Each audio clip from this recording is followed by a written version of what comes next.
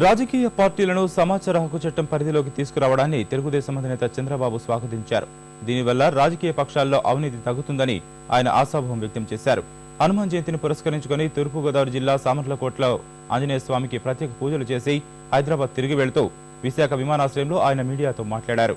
రాష్ట్రంలో అవినీతి ఆరోపణలు ఎదుర్కొంటున్న మంత్రులందరినీ ప్రభుత్వం నుంచి తొలగించాల్సిందేనని చంద్రబాబు పునరుద్ఘాటించారు. రాజకీయాల్లో కూడా కొన్ని రిఫార్మ్స్ రావాలి, సంస్కరణ రావాలి. రాజకీయ పక్షాల్లో కూడా అన్ని పార్టీల్లో ఒక పద్ధతి ఉండాలి. మనం తీసుకునే డబ్బులన్నీ ట్రాన్స్పరెంట్గా ఉండాలి, అకౌంటబిలిటీ ఉండాలి, జవాబుదారీతనం ఉండాలి. నేను అందుకనే చెప్పాను, ఫిజికల్ రిఫార్మ్స్ రావాలి, ఎలక్ట్రల్ రిఫార్మ్స్ రావాలి, పొలిటికల్ రిఫార్మ్స్ రావాలి, లీగల్ రిఫార్మ్స్ రావాలి.